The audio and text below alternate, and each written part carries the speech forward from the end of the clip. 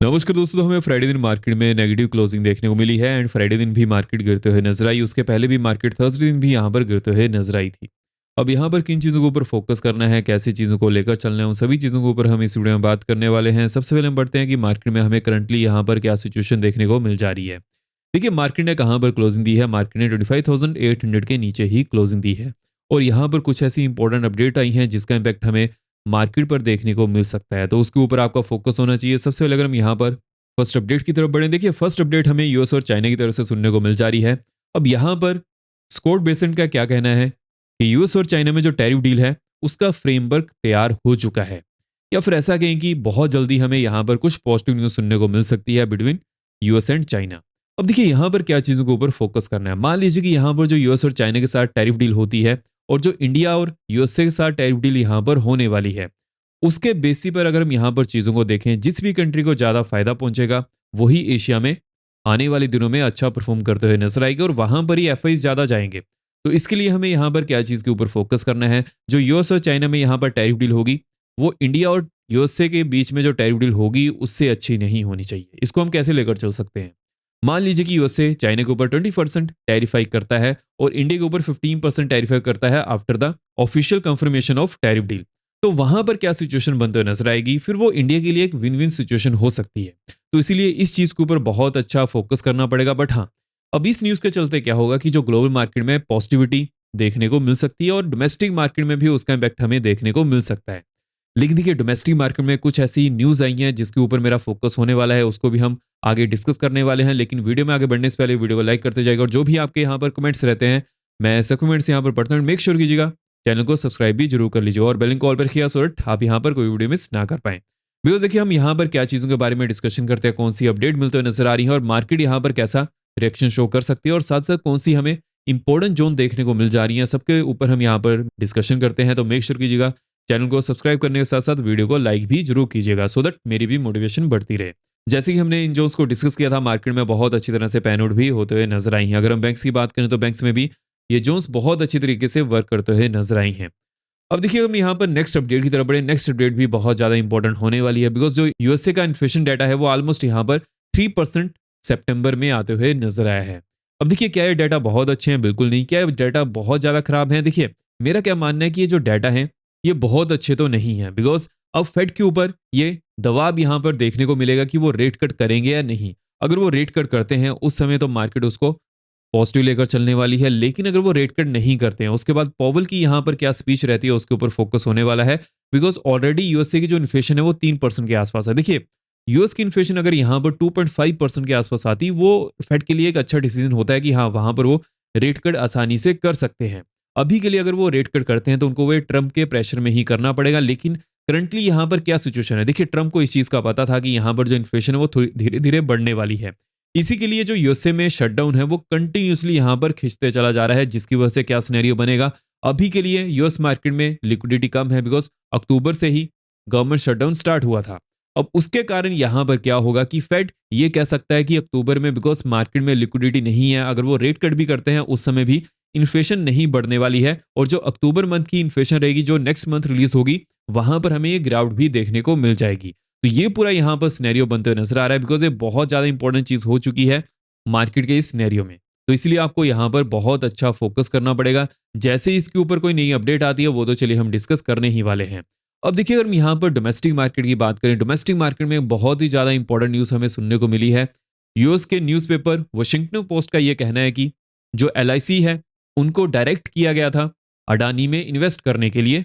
अब देखिए, यहां पर क्या चीजें बनते हुए नजर आ रही हैं। फर्स्ट ऑफ ऑल, अडानी ने इस चीज को नकारा है, साथ ही साथ इंश्योरेंस एलआईसी ने भी यह कहा है कि ये बेसलेस क्लेम्स है। अब देखिए, यहां पर क्या चीजें बनते हुए नजर आ रही हैं। अगर वॉशिंगटन पोस्ट यहां पर कुछ ऐसा प्रूफ शो करता है उसके बाद ये चीजें और भी ज्यादा एक्सेलेट हो सकती हैं। लेकिन करंटली अगर हम यहां पर सिचुएशन की बात करें, वॉशिंगटन पोस्ट ने उनके खुफिया सूत्रों के अनुसार ये चीज यहां पर कही है।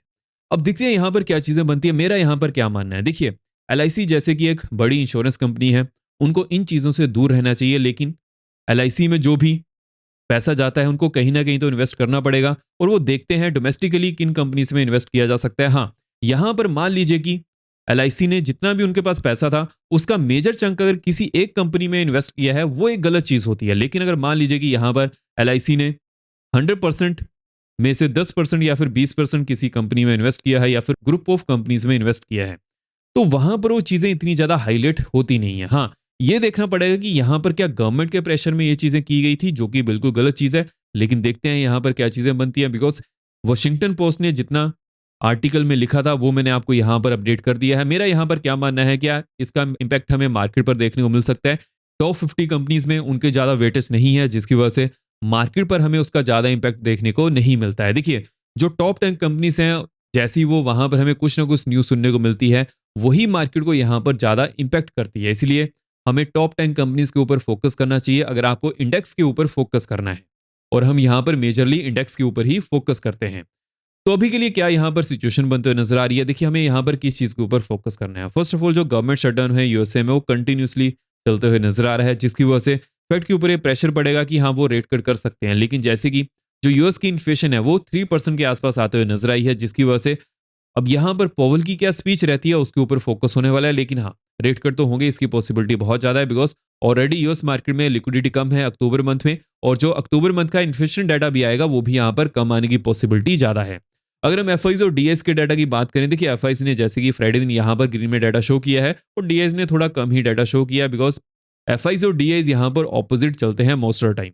अब यहाँ पर किस चीज के ऊपर फोकस करना है, अगर एफ मंडे के दिन भी यहाँ पर ग्रीन में ही डाटा शो करते हैं, विच मीन्स की मार्केट के सस्टेन होने की पॉसिबिलिटी ज्यादा रहेगी। लेकिन अगर ऐसा नहीं होता है, उसके बाद there is a higher possibility कि एफ इस न्यूज को बहुत ज्यादा सीरियसली लेकर चल रहे हैं, जिसकी वजह से हमें लोअर एंड में जितनी भी जोन्स है उनके टेस्ट होने की पॉसिबिलिटी ज्यादा देखने को मिल सकती है। और अभी के लिए टेक्निकल बेसिस पर भी लोअर एंड की जो जोन्स है उनकी पॉसिबिलिटी ज्यादा है, जो कि हमने लास्ट डे डिस्कस भी किया है। तो ये पूरा यहाँ पर सिनेरियो बनते हुए नजर आ रहा है। लेकिन अब कौन सी यहाँ पर इंपॉर्टेंट जोन्स होने वाली हैं उसके बारे में बात कर लेते हैं। देखिए, सबसे पहले अगर हम यहाँ पर ओवरऑल सिनेरियो की बात करें, अब यहाँ पर किस चीज के ऊपर फोकस करना है कि अगर मार्केट 765 के नीचे ही ओपन करती है, उसके बाद नेक्स्ट जोन यहाँ पर 7052 690 की होने वाली है। एंड देन यहाँ पर जो नेक्स्ट जोन बनते हुए नजर आ रही है 632 615 की देखने को मिल सकती है। उसके बाद जो नेक्स्ट जोन यहाँ पर बनते हुए नजर आ रही है 530 एंड 455 की हमें नेक्स्ट जोन देखने को मिल सकती है। लेकिन अगर हम यहाँ पर अपर एंड की बात करेंगे, अपर एंड में कौन सी इंपॉर्टेंट जोन्स होने वाली है, देखिए फर्स्ट ऑफ ऑल अगर मार्केट 840 के आसपास जाती है, यहाँ पर रेजिस्टेंस फेस कर सकती है। लेकिन जैसे ही 875 के ऊपर हमें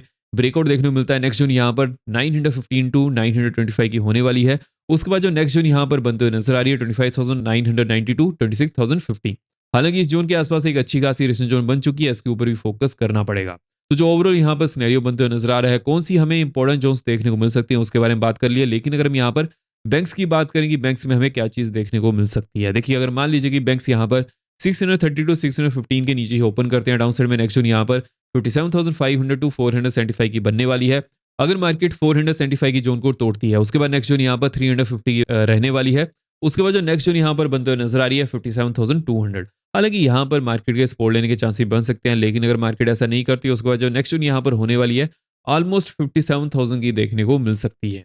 लेकिन देखिए, अब यहाँ पर क्या सिनेरियो बनते हुए नजर आ रहा है। फर्स्ट ऑफ ऑल, अगर हम डोमेस्टिकली मार्केट की बात करें, डोमेस्टिकली मार्केट में थोड़ी ज्यादा नेगेटिव न्यूज है। लेकिन अगर हम ग्लोबली मार्केट की बात करें, बिकॉज जो यूएस और चाइना की यहाँ पर न्यूज है, उसकी वजह से ग्लोबल मार्केट में पॉजिटिविटी ज्यादा है, जिसकी वजह से हमारी मार्केट में यहाँ पर क्या सिनेरियो देखने को मिल सकता है। अगर मार्केट यहीं पर ही ओपन करती है, उसके बाद रेंज बाउंड होने वाली है, लेकिन जैसे ही जोन्स को तोड़ेगी उसके बाद मोमेंटम की पॉसिबिलिटी ज्यादा देखने को मिल सकती है। अगर हम यहाँ पर अपर एंड की बात करें, 57,750 नीचे जैसी मार्केट जाती है तो वहां पर हमें तेजी देखने को मिल सकती है। अगर हम अपर एंड की बात करें, 57,750 के ऊपर जैसी मार्केट जाएगी, नेक्स्ट जोन यहाँ पर 57,935 टू 58,000 की देखने को मिल सकती है। हालांकि यहाँ पर मार्केट के रजिस्टर लेने के चांसेस ज्यादा बनते हुए नजर आ रहे हैं। लेकिन अगर मार्केट इस जोन को भी तोड़ती है, नेक्स्ट जोन यहाँ पर ऑलमोस्ट हमें 58,200 टू 275 की देखने को मिल सकती है। तो जो ओवरऑल यहाँ पर सिनेरियो बनते हुए नजर आ रहा है, उसके बारे में हमने यहाँ पर डिस्कशन कर ली है। कौन सी यहाँ पर इंपॉर्टेंट अपडेट सुनने को मिल जा रही है उसके बारे में भी डिस्कशन कर चुके हैं। अब हम मिलते हैं नेक्स्ट वीडियो में। आई होप आपको वीडियो फ्रेंड लगी हो। मेक श्योर वीडियो लाइक करते जाएगा। हम मिलते हैं नेक्स्ट वीडियो में। जय हिंद।